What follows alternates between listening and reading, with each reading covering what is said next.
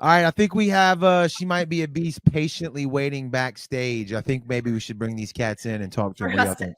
to stop our Let's do antics. it. Gentlemen, what's up? Hey guys, how y'all doing? We are good. What's going on? Welcome to the show for the very first time. We're so happy to be here. Thank y'all for having us. I know it's something we've been talking about for a while, and it's finally here. So glad to have you guys. But since we've got you right now, tell everybody about She Might Be a Beast. How'd you start? How'd you get the name? I want to know who she is. And is she a beast? Because it says Mike. And also Awesome. add in commentary about your logo. Okay, cool. Yeah, so we are She Might Be a Beast. We're a power trio from New Orleans. We have a lot of influence from, just rock, metal, grunge, punk, and we try to kind of form that all together with a little dash of Nola Spice in there, And we've been, doing as much as we can for the past few years to make this a viable thing for us and make this a career, and we're really happy with where the band's going right now. And I'll throw in we got the name came from it was actually just a random conversation with me and one of my friends.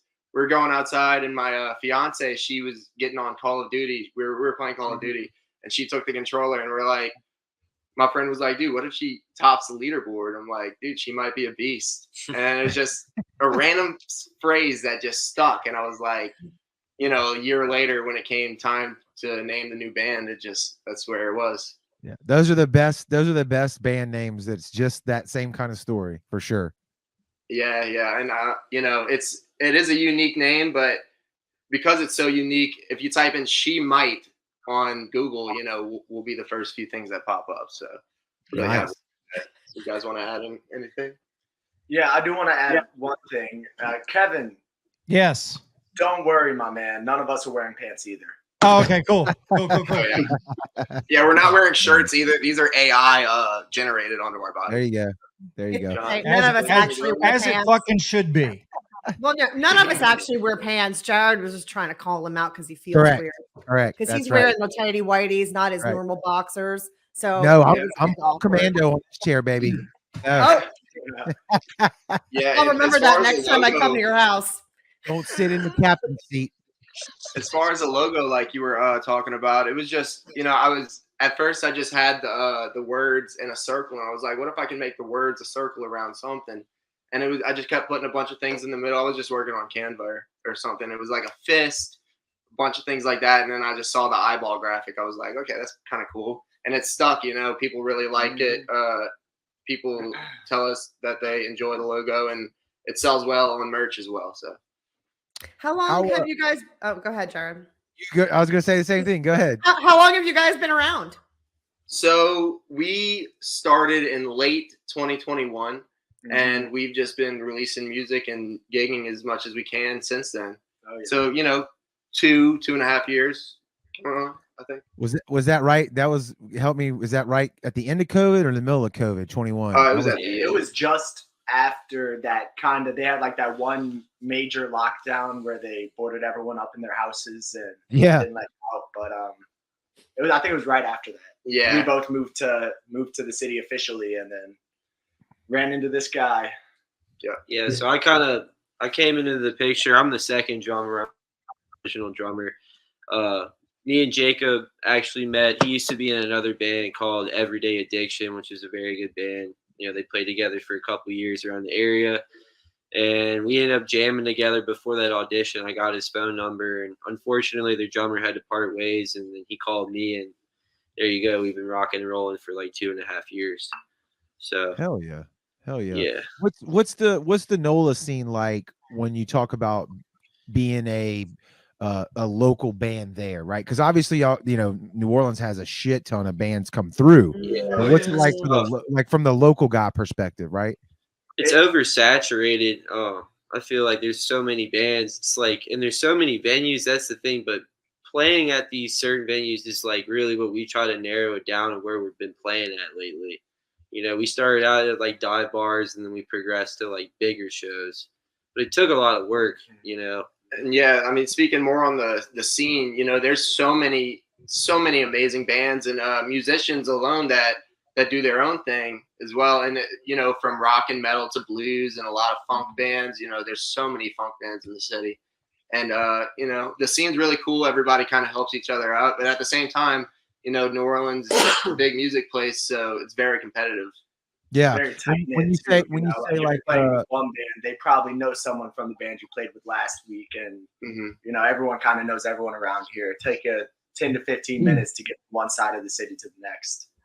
yeah, when you say oversaturated though, like because from our perspective here on the Gulf Coast, we wanted to be a part of like making it bigger, more bands, more opportunities to play, getting more people involved. When you say oversaturated, do you mean like there's more bands than there are venues to play at?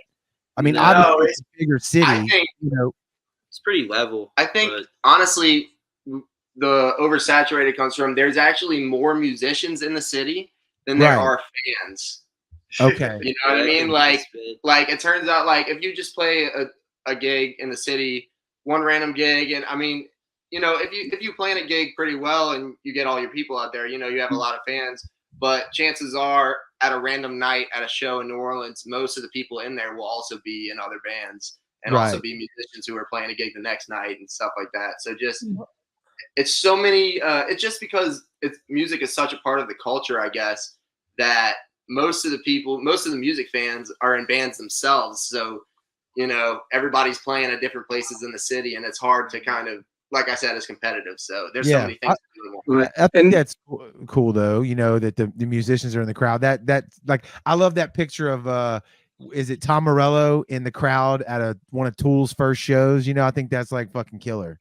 Yeah, it really is awesome. Everybody's very supportive, and it's like a big family. So we couldn't be more grateful for Right. those And look, you say it's like competitive, but having like you're playing a show, having other musicians that are playing the local scene as well as, you know, potentially branching out around the area, it's good networking opportunities, isn't it? Oh, it's Absolutely. great. We Yeah. play all sorts of shows. Like we'll go out to Mississippi and we'll be booked with another New Orleans band who had that contact, or vice versa. You know, there's lots of show swap opportunities because everyone wants to come to New Orleans.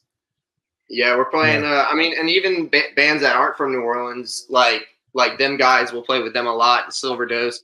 This weekend coming up, we're playing at the Hitch in Ponchatoula with them guys and Storage 24. I don't know if y'all are familiar with them, but we met them at Frets for Pets last year, and they're really cool guys. We really enjoyed their set. What do y'all from the local guys, local band perspective? What venues do y'all gun for over there? I saw y'all in the Parish Room, and we'll get into that in a minute. But like, what venue? You know, I know House of Blues. Like, what are y'all gunning for? I guess it just depends. You know, they got a lot of really cool smaller venues, and if we're playing a show where it's just 3 New Orleans bands and we're kind of like all just like splitting the headline, I guess, you know, because we're all going to bring an equal amount of people, we'll go for a smaller room, such as they got really cool places like Carrollton Station, the Hi Ho Lounge we really enjoy. They have a place that my brother right here actually works at called the Maple Leaf, and it's like one of those New Orleans institutions where it's like on any given night you can have, you know, New Orleans royalty playing in there every single week. Really cool spots. But I mean, at the same time, we love when we get to play at Southport Hall opening for whoever's coming through. We get a lot of those opportunities, and we couldn't be more grateful for the connections we made with the guys who own that spot over there, and as well as the connections like with the people at the House of Blues with Live Nation. You know, those are always really fun too. But can't forget about the smaller rooms because the people who run those places put a lot of work into it. And they put a lot of effort, and they're the ones who really run the music scene in the city. Right. So we got a question coming. I put in, if you had any questions for the bands, put them in the comments. Northern Indiana, any chance of going to Northern Indiana? Never Now been there. there's Yeah, we'll put it on the list. Now it's on our minds. Now we'll be looking out. It said one of y'all coming back. I don't know because we never Back. been there. Yeah, it literally just said one of y'all coming back to Hey, Northeast Indiana. It doesn't matter if we've been there or not. The second time or the first time will be an amazing time. So There you go. There you go. So my question is we know we've been watching it happen in certain areas. So I know New Orleans has lost some of the venues. Oh yeah, like especially One-Eyed Jacks. One-Eyed Jacks was a great place. We I got I a few saw- opportunities to play there. I saw a local H at One-Eyed Jacks, and it was Oh, yeah. wow. fantastic. Yeah, it was really a cool spot. They shut down this place. One of our buddies, Hunter, with Fuel the Funeral, Yep. him and another one of our friends owned the Hideaway on the North Shore, and unfortunately they had to shut down. And it's just a lot of these places, you And know. which one just caught on? Which one just caught on fire? Marshroom. Oh, the Marshroom. Yeah, we Yeah. played the benefit for that, and you know, it's really sad when stuff like that happens. But like that's a crazy circumstance. But a lot of these places shut down for the reason, like I said before, because there's more musicians in the city than there are actual fans. So it's like you have so many musicians trying to play the shows, and all the fans are either going to go here or there. You know, so you really got to do your as much work as you can to promote your shows very well out here. You know, as any place, but you know, putting out flyers and doing social media stuff, it always helps. And a lot. another thing about the scene over here that I feel like is really unique to other places I've been, it's like we're at his house right now. There are 3 to 4 venues, I'd say, that are less than a 15-minute walk away that have live music right now. You know, so with that kind of competition, you're really putting a lot on the table. So does Grassroots still work in that New Orleans market by walking and putting up flyers and handing out flyers?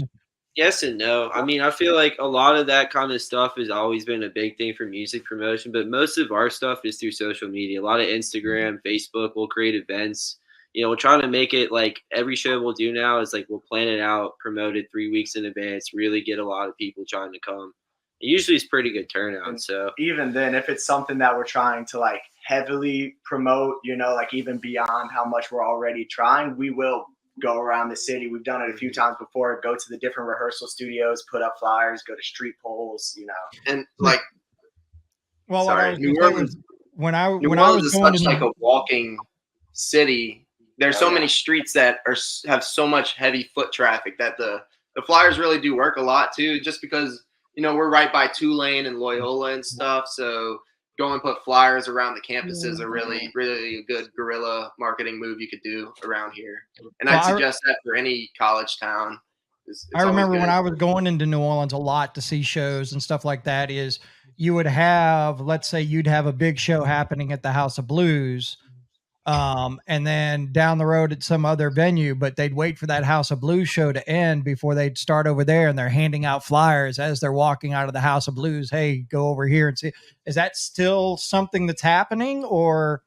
I haven't seen much of that, like that specific type of marketing out here much. It's kind of like I said, like, you know, even from right here, we could walk to 3 or 4 different venues that have music going right now. So I feel like everyone's kind of leaning more towards just like booking their shows and, you know, putting it at whatever time they want. Because I haven't seen that yet. Kevin, that's like the Silly Goose though, right? They're doing the digital version. They're doing the digital version of that by showing up, actually playing, and then filming it and putting it on their social, playing at another concert in the parking lot. Right. That's what I was just about to say. It's something I saw at Spirit Box in Bristol. I went to Spirit Box in Bristol, and everyone was like piling out of the O2 Arena. And I was walking up the street, and I was like, "Hang on a minute! I hear music. What's this?" And the band is just set up in the middle of the street, and they were like jamming away, and then handing out flyers for their band and like marketing their band in the middle of the street after the Spirit Box show. I was like, genius. We actually had a band do that outside of CPR Fest one year when I was working for CPR. It's a band Dr. O. Yeah, that video is on YouTube. It is on YouTube, and they literally play. So CPR Fest is an outdoor concert, and right on the other side of the barricades in the parking lot, Dr. O was playing between the bands. Yep. So it's kind of like the crowd could turn. They finally shut them down, but yeah, Dr. O was very smart. They didn't have permission for that, right? They did not. Yeah, they did not. And as a matter of fact, if you remember Trevor, who used to be the drummer for Love to Hate and Rise of Phoenix and stuff like that, he was the drummer for Dr. O when all of that happened. He loves to tell that story. It's a really good story to hear. But yeah, the video is on YouTube of Dr. O playing outside one of CPR Fest. Well, speaking of videos, there you go. I think we have a world premiere that we need to right on into it. Yeah, you're so good at it. Lisa's here to keep us in line. That's right. So, Jared, go ahead. Oh yeah, well, guys, we always do it on the show when we have a guest play a video. And this is you said world premiere. So tell us everything about it, or tell us nothing. It's up to you. The song, the video. Let us know. So I guess roll that shit. Yeah, Let them find out. There. And here we go. All Exactly. right. It's not even so. I want to address the comments about the comparisons to Mastodon, because I hear it in the way that the music changes. I don't know if anyone here has really seen Mastodon that often. I've seen them actually quite a bit. And I love the way I can see where the comparison comes from, but I think your music is a little bit more lively, if I can try and phrase it that way. I feel like Mastodon, I'm not crapping on Mastodon. Mastodon's a great band, but I feel like they're just got like a heavier vibe to them, where yours is a little bit more like, I really want to see you live. Like, I feel like it's probably gonna be the best way for me to experience it. It's a little more of a punk vibe is what I would give it. Like in the same ballpark as Mastodon, we're a little more punk. Yeah, exactly.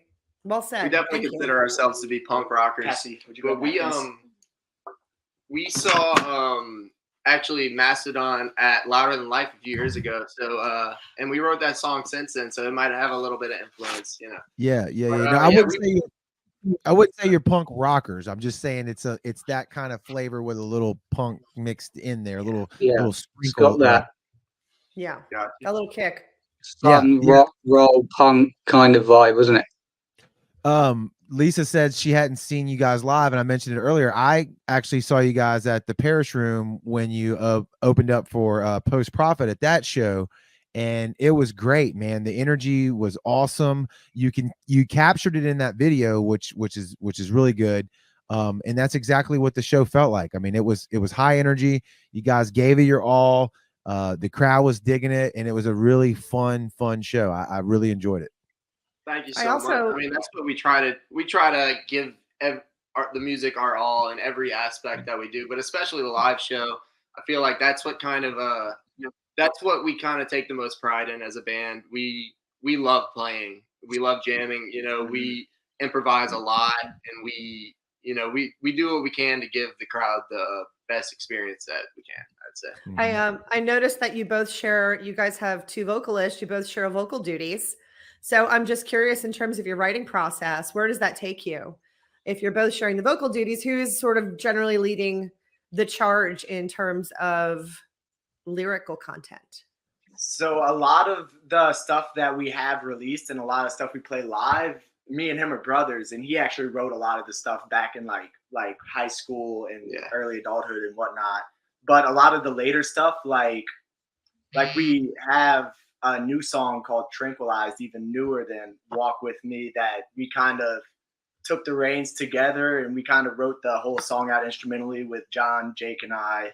And then we sat there with a notebook and kind of came up with the vocals right there. But a lot of our stuff, Jake really takes a majority of the credit for. So how do you guys determine who's going to sing what? I guess it's just a feeling, you know. Even with our new stuff, like on that song just now, a lot of those oohs in the chorus, John had a good contribution to that. And we try to get, because we're a trio, we try to get as much of everybody involved as we can.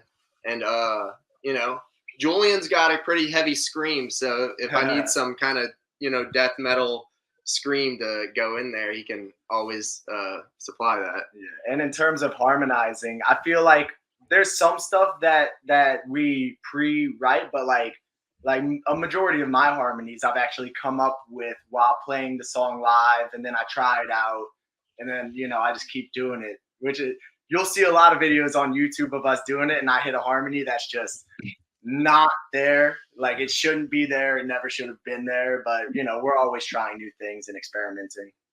Yeah, and kudos to you guys for being a three-piece. I always love that. That takes, everybody's got to work it out. Yeah, you work it out as you go along there, don't you? You try these things, and and doing it live is the best way to do it. You'd be like, I'll jump in here with a quick harmony. Okay, that doesn't work. We won't do that again. So we got Zach's got a question.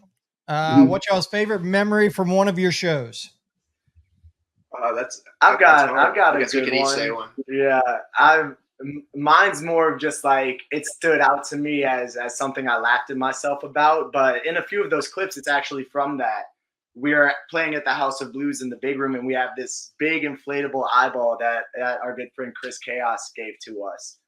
And they hit it back at me, and I'm like in the excitement, and I just kick it as hard as I can, and it went straight at like all the tables that were set up all nice in the corner of the Blues, knocked over everything that was like nicely set up on top of them. I'm thinking in my head like, oh, they're never gonna invite us back here now.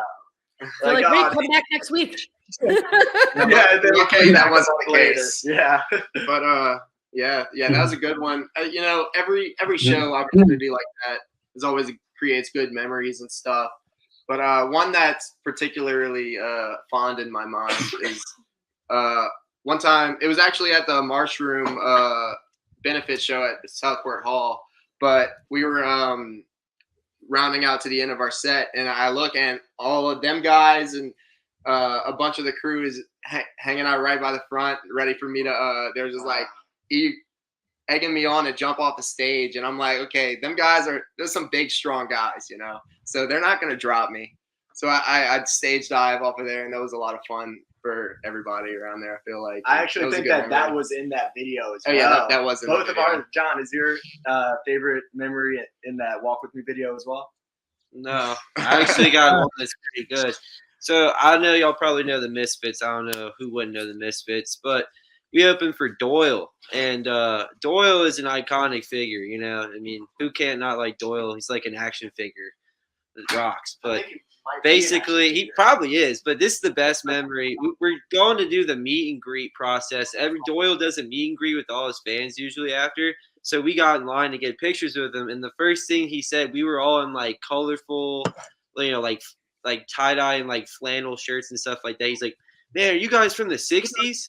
He's like, y'all look like you're from the 60s. We're like, nah. But it was just really funny. Then he got one of our shirts and cut the sleeves off and made a headband and made like a cut-off shirt. And he was posting on social media. Yeah. So that was cool, you know. But that's awesome. I love it. So I've got a question. And it's predominantly for Jake, because I've been going back and forth with Jake on Messenger. So, like, me and you've been going back and forth. We've been talking. You've been going, dude, what do you think of this? Like, trying to get my opinion on tracks and stuff like that. How important is it to listen to those people in the industry for you to grow? You know, a lot of people have a lot of good advice, and we take a lot of advice and experience from especially a lot of the other bands that we end up getting to play with, such as Post Profit and Silly Goose, and even people like Doyle. And, you know, they give us as much advice as they can. And, you know, we always try to take that and apply it to our own situation. And then a lot of the, you know, we end up talking to a good bit of, you know, management people and label people, and they have some good advice as well. But the important thing to remember is a lot of people out there, they have a lot of people that are there to have your back, but they have a lot of people out there that are there to prey on the young musicians that are kind of trying to do it. So you got to be very careful with who you're talking to, and you just got to, you know, do your due diligence. And there's a lot of people out there that can help you out. There's a lot of people out there that want to use you. It's just got to find out who's really got their heart in the right place, I guess. You know, it's a small industry. People think it's a gigantic industry, but it really isn't. It's pretty close-knit, and everyone talks to one another. So it's usually pretty easy once you start establishing yourself and moving up the ranks and branching out of your comfort zone and of your area to find out who's actually worth, you know, their weight and who isn't. Have you found the same? Yeah, I mean, you know, I think everybody has some good stuff to say, and everybody, even the people out there that might not have your best interest in mind, you know, they oftentimes have a lot of experience and still have good advice to give you. You just gotta be careful with, you know, who you get into bed with, I guess I would say. Bed bugs bite. Right. They do, but you know, a lot of those bed bugs are very sweet, very cool. So Yeah, until they're not. yeah. Right. What so the new video we played, so what's the plan moving forward for you guys? Like, how are you attacking the next few steps? And I mean that as far as live shows, as far as recordings, like what's the plan? Okay, so we just recorded and released Walk With Me. We have a few other songs in the pipeline that we're ready to record and that we plan on doing that. And a lot of these that music video is actually interesting how it came up, because it was we were entered into this competition. It was like a battle of the bands, this Roadhounds thing for $10,000 worth of stuff, right? And we're actually very lucky to still be in the competition. We're in the top 8, but we only had one music video at the time, and we had advanced in the competition. I was like, okay, I need to make something else for next week. So I just took a bunch of live footage and I compiled it all together. I was like, okay, this looks kind of pretty cool. Let me do this. And that very thankfully, thanks to all of our supporters and fans that get in there and vote, that got us through to the next one. So, we're really happy. We like to do a lot of DIY stuff. In the future, we're going to do some more professional music videos and stuff. But we always, even our songs on the album, we have a 9-song album. We've only done one video for. So we have plans to do some other videos for those to kind of bring some life back into those songs. And then we have a lot of really cool shows coming up. I guess we could each throw one in there. One of mine that I'm looking forward to is a 420 Fest with Dash Rip Rock and Them Old Ghosts. Nice. Coming up. And it's we're going to actually be on the I haven't told these guys yet, but they invited us to be on a news station the day before that fest to kind of talk about it and promote it, and I think do a live performance. So I'm excited about that one. Hell yeah, cool, man. That's good to hear. I'm glad to hear y'all. You got some stuff coming up. That's well, cool. I ain't heard Dash Rip Rock's name in a while. Yeah, those guys are really cool. They're really supportive of younger bands, and they've given us some really cool connections that hopefully come to fruition soon. We got something in the works that might be really cool if we get on it. If we don't, it's okay. But those guys, there's a lot of people in the scene that have been doing it for a long time, and you can really gain a lot from being friends with those guys, So if you don't know who Dash Rip Rock is, look him up on Spotify and listen to Let's Go Smoke Some Pot. It's a good one. That's Dash Rip Rock. The original drummer for Dash Rip Rock was Fred from Cowboy Mouth. Oh, really? Wow. I actually never knew that. Yeah. I actually saw Dash Rip Rock open up for Cowboy Mouth, and Fred played with Dash Rip Rock that night. So that's cool. He broke off from Dash Rip Rock and started Cowboy Mouth. And we were talking about the New Orleans scene earlier. That's actually like one of the really cool things about the New Orleans scene, like bands like Dash Rip Rock and Cowboy Mouth and a few others, Like I feel like in a lot of places people can get very bitter towards, expanding and trying new things and stuff. Whereas here it's like, oh yeah, the drummer's switching. We'll just do a double show and have right. Yeah.